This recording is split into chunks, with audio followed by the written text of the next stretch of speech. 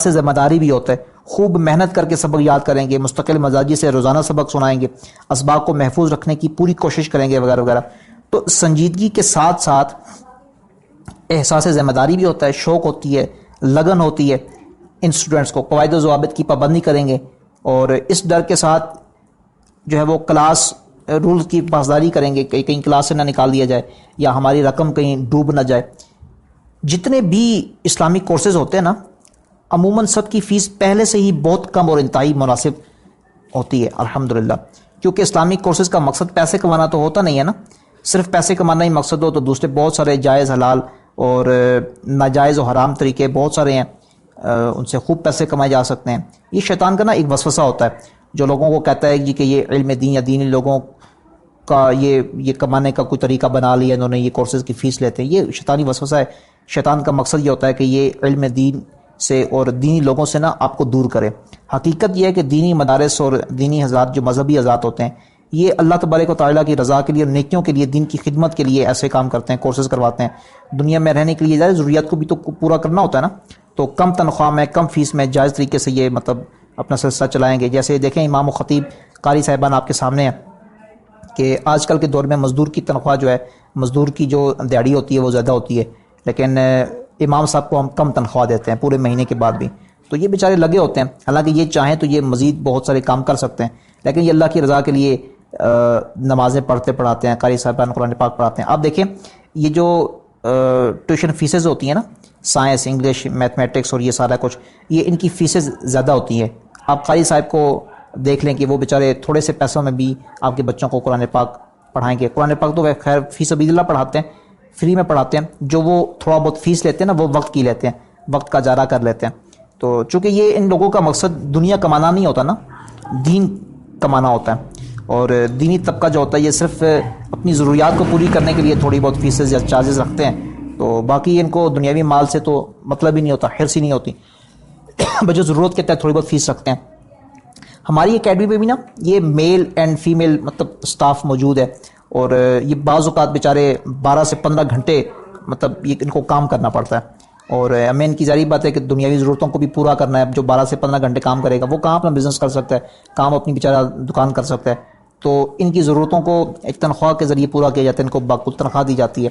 مثلا دیکھیں ایک ٹیچر ہے نا, وہ سب کو ایک ساتھ لیکچر دے تو سکتا ہے, لیکن اسٹوڈنٹس کی کارکردگی اور سبق سننے, غلطیاں نکالنے کے لیے تو ظاہر بات ہے کہ الگ الگ سب کو ٹائم دینا پڑے گا نا. تو اگر مثال کے طور پہ فار ایگزامپل 50 اسٹوڈنٹ ہوں اور ایک اسٹوڈنٹ کو صرف 20 منٹ بھی دیے جائے نا, تو 50 ملٹیپلائی 20, تو اس کا جو آنسر آئے گا وہ 1000 آئے گا, 1000 منٹ. اب 1000 کو 60 پہ تقسیم کریں, 60 پہ ڈیوائڈ کریں, یعنی ایک گھنٹے پہ, تو یہ تقریباً بنتے 16.5 گھنٹے. تو ایک بندہ اگر صرف 20 منٹ ایک اسٹوڈنٹ کو دے, ٹیچر کو دے, ٹیچر جو ہے وہ اپنے اسٹوڈنٹس کو صرف 20 منٹ بھی دے, 50 اسٹوڈنٹ کو پڑھائے, تو اس کے تو 16.5 گھنٹے گئے نا. تو اب اس نے نماز بھی پڑھنی ہے, کھانا کھانا بھی ہے, کھانا کھلانا, ریسٹ کرنی ہے, اور وظائف اذکار کرنے ہیں, باقی معاملات کرنے ہیں, تو وہ بیچارہ کیسے کرے گا. تو جبکہ جو لیکچرز ہوتے ہیں, لیکچرز کی تیاری میں مواد اکٹھا کرنا, حوالہ جات ڈھونڈنے, اور یہ اس طرح کے کام میں بعض اوقات گھنٹوں لگ جاتے ہیں صرف لیکچرز میں, باقی آپ مصروفیات کو تو چھوڑ دیں. تو یہ اکیلے بندے کی بس کی بات نہیں ہوتی, یہ ناممکن ہے ایک بندے کے لیے اتنا کام کرنا. تو یہ نا ایک ٹیم ورک ہوتا ہے, ٹیم بنائی جاتی ہے اور ذمہ داریاں تقسیم کی جاتی ہیں, یہ طریقہ کار ہوتا ہے. اب آپ کو شاید اس بات سے میں یہ اندازہ ہو گیا ہوگا کہ یہ مطلب کام مشکل ہے اور کافی محنت کرنی پڑتی ہے اکیڈمی کے سٹاف کو, ٹیچرز کو. تو جبکہ بعض اوقات وہ بندہ بھی فری میں کورس کرنا چاہتا ہے اور اس طرح کی باتیں سناتا ہے, جو جس کے ہاتھ میں نا 25-30 ہزار کا موبائل پکڑا ہوتا ہے, وہ بھی کچھ پیسے تھوڑے سی فیس دیتے ہوئے کہے گا جی کہ یہ بڑا مہنگا کورس ہے, یہ اس طرح کی باتیں سنائے گا. اور دنیاوی کورسز پر پانی کی طرح لوگ پیسے بہاتے ہیں نا. والدین جو اسکول کالجز کی فیس الگ سے دیتے ہیں, ٹیوشن کی فیس الگ سے دیتے ہیں, پھر بچوں کو خراب کرنے کے لیے جیب خرچ الگ سے دیتے ہیں.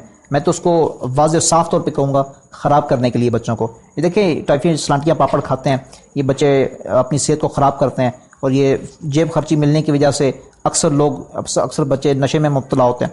تو یہ دیتے ہیں, اسکول کی فیس الگ سے دیں گے, ٹیوشن فیس الگ سے دیں گے, اور جیب خرچی پاکٹ منی الگ سے دیں گے. تو ان لوگوں کے والدین کی بھی خواہش یہی ہوتی ہے کہ اسلامک کورس ہو تو وہ فری میں ہو جائے جناب, اور فری میں ہی کوئی کروا دے یا کم فیس ہو جائے کسی طرح. اب اس بات کو یوں بھی سمجھیں کہ جب بچہ اسکول جاتا ہے نا, تو خوبصورت بیگ اس کو دیا جاتا ہے, صاف ستھرا یونیفارم پہنایا جاتا ہے, وقت سے پہلے ہی گھر سے نکال دیا جاتا ہے بس اسٹاپ پہ, یا اس کو چھوڑ کے آتے ہیں باقاعدہ بائک وغیرہ پہ کہ یہ کلاس سے پہلے پہنچ جائے, کہیں لیٹ نہ ہو جائے, اس کو کہیں جرمانہ نہ ہو جائے, ٹیچر کہیں ناراض نہ ہو جائے, پرنسپل کہیں باتیں نہ سنا دے, کہیں پیرنٹس میٹنگ کال نہ کر لے. تو لیکن وہی بچہ جب بیچارہ رات کو مسجد جاتا ہے, شام کو مسجد جاتا ہے, تو پرانے کپڑے, پرانے مطلب چپل وغیرہ اور بکھرے بالوں کے ساتھ مطلب وہ جائے گا, ٹوپی بھی سر پہ بعض اوقات نہیں ہوتی ہوگی. تو بعض اوقات تو قاری صاحب بیچارے وہ کہتے ہی رہتے ہیں کہ بیٹا گھر سے قاعدہ لے کے آؤ, وہ پھر بیچارے کیا کرتے ہیں اپنی جیب سے پیسے دے کے بچے کو کسی دکان وغیرہ سے قاعدہ وغیرہ منگوا کے دیں گے, یا کسی اور بچے سے قاعدہ لے کے دیں گے, بیٹا آپ آ گئے تو پڑھو تو صحیح.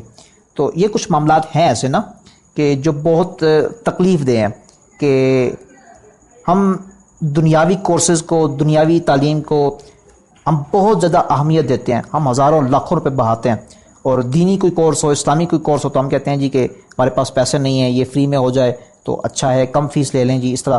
مطلب یہ سب کی بات نہیں کر رہا, لیکن عموماً آپ نے دیکھا ہوگا کہ یہ اسی طرح ہی ہوتی ہے.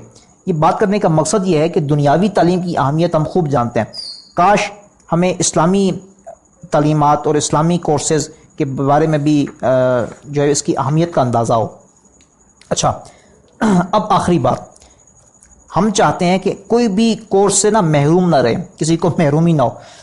اگر حقیقت میں آپ کے پاس پیسے نہیں ہیں, فیس کم کروانا چاہتے ہیں, یا آپ اس طرح کا کوئی مسئلہ ہے, تو اس کی ہم صورت آپ کو عرض کرتے ہیں کہ اس کی کیا صورت ہو سکتی ہے. حضور آپ اس طرح کریں کہ کسی سے ادھار پیسے لے لیں, اور ادھار پیسے لے کے, یا آپ کو جو پاکٹ منی ملتی ہے نا, جیب خرچی ملتی ہے, آپ اس کو الگ رکھیں, اس میں سے کچھ پیسے بچائیں اور فیس کو ادا کر دیں. ہم آپ کے لیے مزید ایک آفر آپ کو کر سکتے ہیں کہ اگر آپ واقعی سنجیدہ ہیں, آپ لاپرواہ نہیں ہیں, چھٹیاں نہیں کریں گے, اسباق کو لکھیں گے, اپنے پاس محفوظ رکھیں گے, واقعی آپ یہ کورسز کرنا چاہتے ہیں اسلامک, تو ہم آپ کے لیے یہ آفر کر سکتے ہیں.